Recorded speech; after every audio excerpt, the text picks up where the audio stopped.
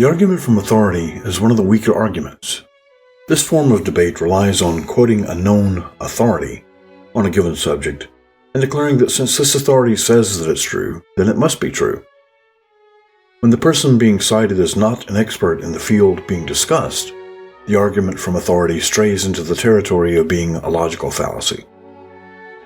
The problem of citing an authority on any subject in the first place is that the data and evidence on the topic of the conversation have been filtered through that person's opinion.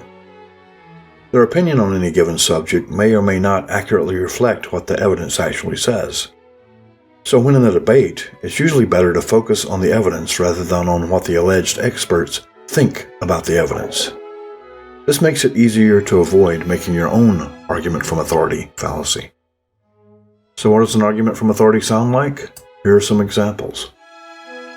Dr. Kent Hovind says that evolution is a hoax, and I believe him, because he's a doctor. Dr. Henry Morris says that the earth was created in 7 literal days. Therefore, the earth was created in 7 literal days. Donald Trump says that disinfectant cures COVID, so we should all drink bleach. One of the reasons the argument from authority is a weak argument is that instead of relying on facts, it relies on the opinion of a person claimed to be an authority in the field. That might be all well and good if the person is a recognized authority, but what if most of the other leading authorities in that field are in direct contradiction of the cited authority? Or what if the person is authority on one subject, but it's not the subject you're talking about? Using the example of Dr. Kent Hovind, let's examine some of the problems with the argument from authority. Kent Hovind's doctorate came from Patriot University. Patriot University is a diploma mill in a trailer park in Colorado with no professors qualified to teach natural sciences. So Kent Hovind's doctorate was by mail order from a school with no scientific department. If you ever read any of Kent Hovind's materials, you know how scientifically illiterate the man is. So quoting him as an authority on anything to do with natural sciences is a fool's errand. The problem with appealing to Kent Hovind as an authority in the natural sciences is compounded by the fact that pretty much every actual authority on the natural sciences, in other words, real PhD biologists and chemists and the sort, are in direct opposition to everything that Kent Hovind teaches. This isn't to say that all appeals to authority are fallacious. There are legitimate authorities who are really experts in their fields. Let's take the issue of global warming for an example. Almost all of the scientists on the Intergovernmental Panel on Climate Change are in agreement that global warming is happening and that a significant portion of it is caused by human activities. These people all have advanced degrees in meteorology and in the climate sciences, so they are uniquely qualified to comment on the science of global warming. Most global warming dissenters, however, have degrees in fields totally unrelated to climate sciences if they have any degrees at all, and are therefore much less qualified to speak accurately on the matter. But since the argument from authority is such a popular one, some guidelines are in order to help us distinguish which appeal to authority should be trusted or not. First, does the person being cited have sufficient expertise on the subject in question? What is the person's education and experience on the subject? I'd be a lot more comfortable taking medical advice from a trained physician than from my auto mechanic. Likewise, I probably wouldn't consult my doctor if I were having engine trouble. While there are incompetent people in any field, you have a better chance of getting accurate information from a person with at least some experience in the field in question. Does a claim being attributed to the authority fall under that authority's area of expertise? Dr. Henry Morris, credited with reviving the creationist movement in the 1960s, has made quite a few pronouncements on evolution and the geological sciences during his career. The problem is that Henry Morris was trained in civil engineering and not in biology or geology, so any claims he may make about evolution or Noah's flood are outside of his area of expertise. Unfortunately, many people feel that if a person is a doctor, they are somehow an expert in all the fields of science. This is simply not true. Another example of authorities attempting to practice outside of their fields of expertise is politicians who try to make legislation influencing medical decisions. We're seeing this play out across the country right now as politicians make decisions on healthcare procedures based on religious or political agendas rather than on medical necessity.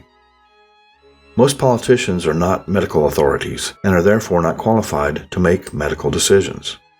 Is the authority being cited in agreement with the majority of authorities in the field? This can be a tricky one because sometimes innovators are at odds with the majority of opinion in a given field. However, it's still a good general rule of thumb. Earth-shaking innovations are rare enough that it's a safe bet to rely on the majority opinion to be the most accurate in most fields.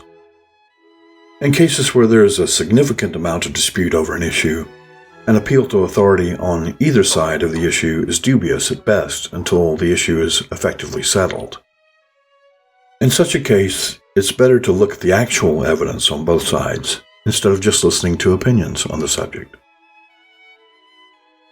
Is the authority being cited significantly biased towards a particular agenda? In the example regarding Kent Hovind, he's already made up his mind that life is too complex to have evolved. Therefore, there must be an intelligent designer. This assumption is therefore going to bias any opinion he might have.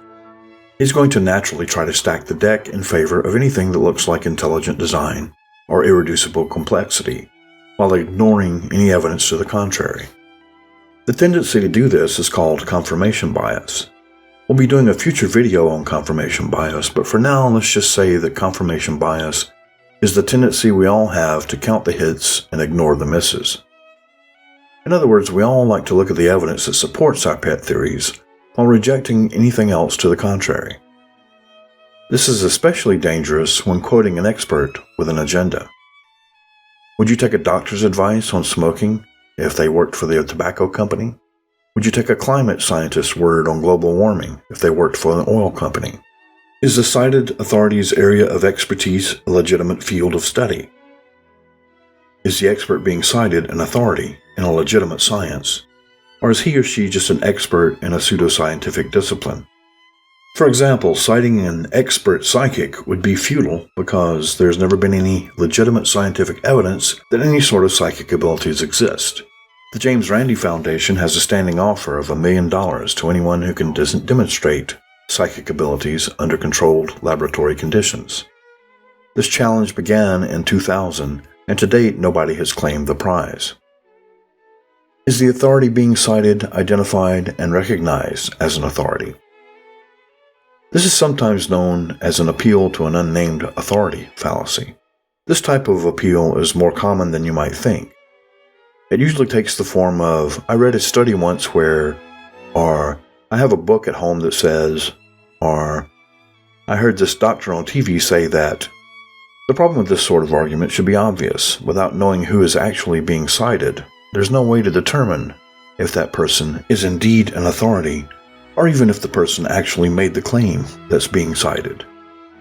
The way to defeat an argument from authority is to go over these items one by one to see if the authority being cited has any credibility based on the criteria already mentioned. If they fail to meet the tests, then they're not a reliable authority on the subject. If you like what you're seeing, you can support us by subscribing and clicking the bell icon to be informed when new videos are released. You can also visit our website at bitshite.com. Thanks for watching.